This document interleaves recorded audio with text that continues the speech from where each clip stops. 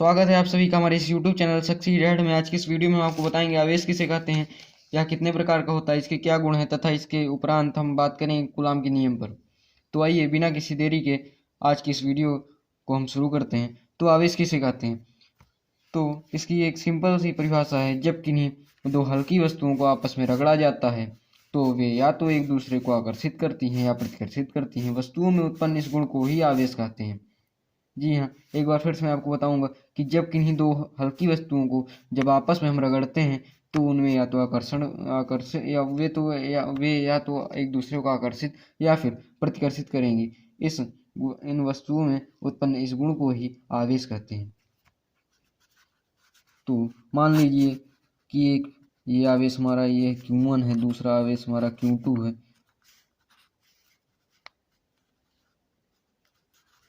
ये एक वस्तु A है तथा दूसरी वस्तु B है। A का आवेश Q1 तथा B का आवेश Q2 है।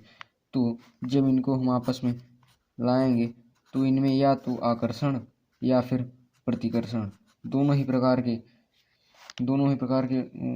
उत्पन्न होते हैं। या तो एक दूसरे को आकर्षित कर रहे हैं या तो प्रतिकर्षित कर रहे हैं। तो इस गुण को ही इन A व B के बीच इस गुण को ही हम क्या कहेंगे? चार्ज कहेंगे, आवेश कहेंगे। हम इस गुण को ही चार्ज कहेंगे। तो आवेश कितने प्रकार के होते हैं? आवेश दो प्रकार के होते हैं, एक धनावेश पॉजिटिव चार्ज और दूसरा ऋणावेश निगेटिव चार्ज। इसे माइनस से रिप्रेजेंट करते हैं, इसे प्लस से रिप्रेजेंट करते हैं। तो आवेश के गुण क्या हैं? आवेश के गुण से पहले हम आपको बता दें कि आवेश का मात्रक कूलाम होता है। यहाँ कूलाम, आवेश का मात्रक कूलाम होता है, जिसे क्यू से रिप्रेजेंट करते हैं। यह एक अदिश राशि भी होता है। आवेश एक अदिश राशि है।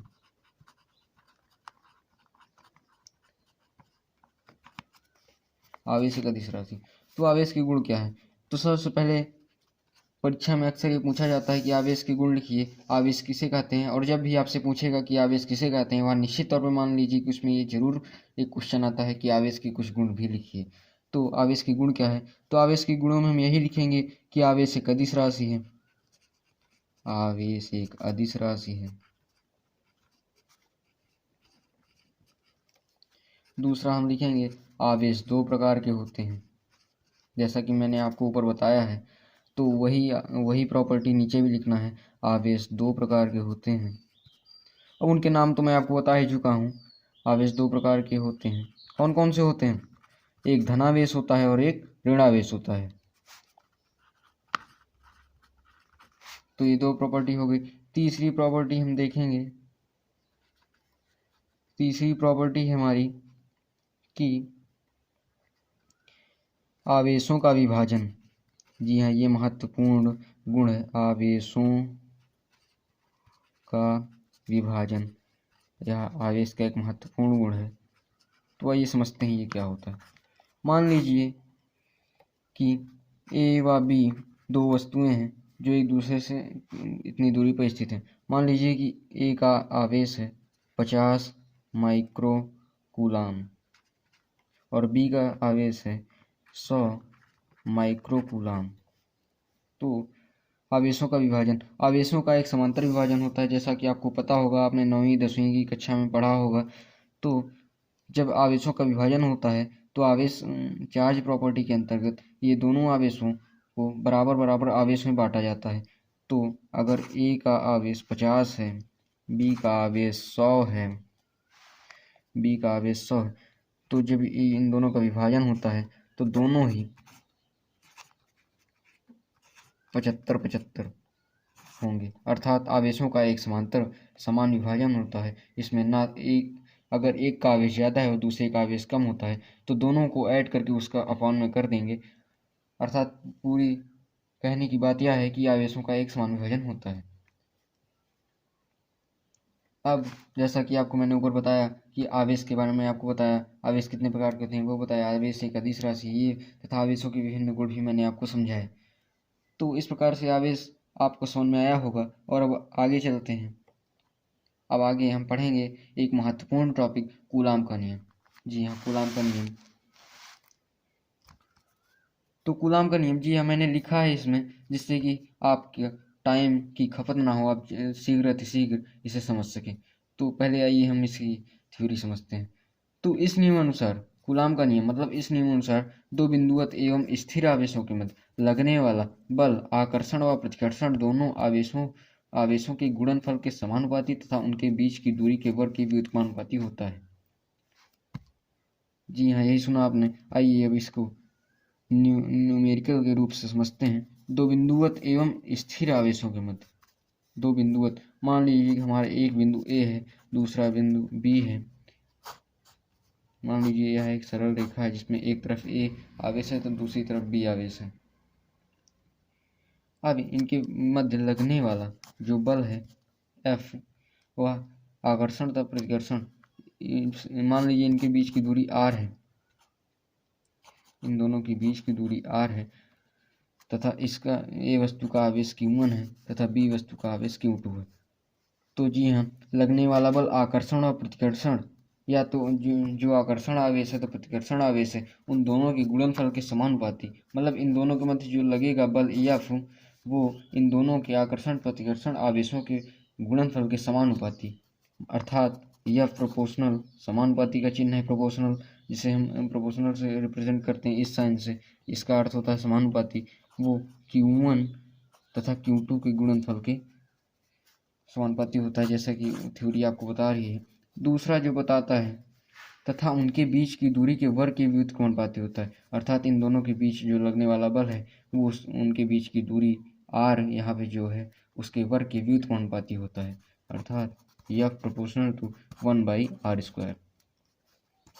ये देखिए, अब मान लीजिए ये समीकरण नंबर 1 जैसा कि मैंने लिखा समीकरण 2, और अब हम इसे हल कर लेंगे समीकरण 1 व 2 से, समीकरण 1 व 2 से।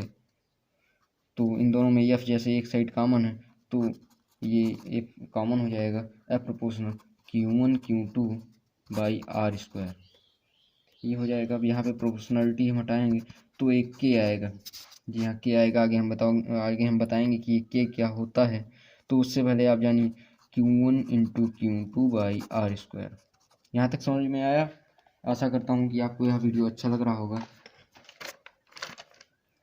आइए आगे चलते हैं। अब ये हमारा एक सूत्र बन गया, इसे ही कहते हैं कूलाम का नियम। तो यहाँ पे F जो हमारा बल है, के किसे कहते हैं आपके मन में अवश्य चल रहा होगा। तो के जो है वो स्थिर वैद्युत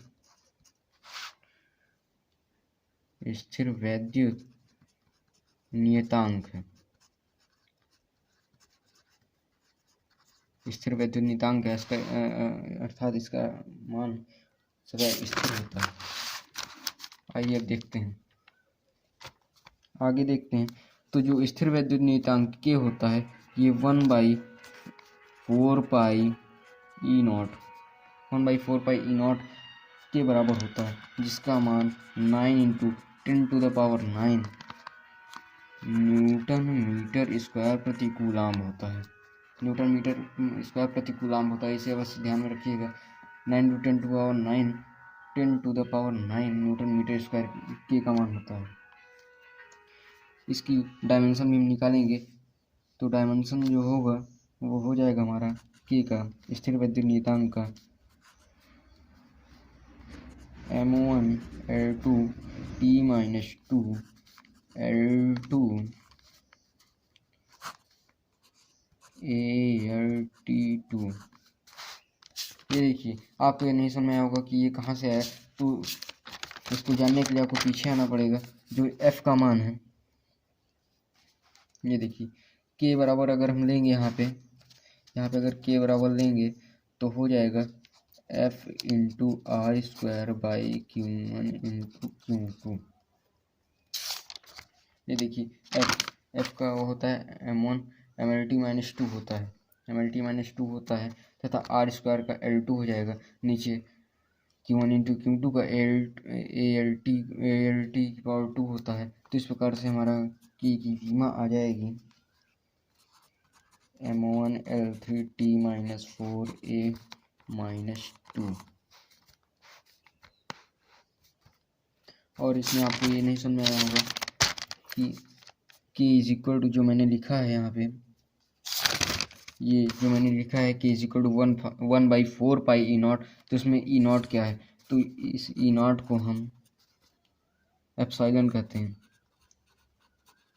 एप्सिलॉन कहते हैं, क्या कहते हैं, एप्सिलॉन कहते हैं। एप्सिलॉन जिसे हम निर्वात की वैद्युशीलता, या क्या होता है, निर्वात की वैद्युतशीलता, एप्सिलॉन नॉट होती है निर्वात की वैद्युतशीलता।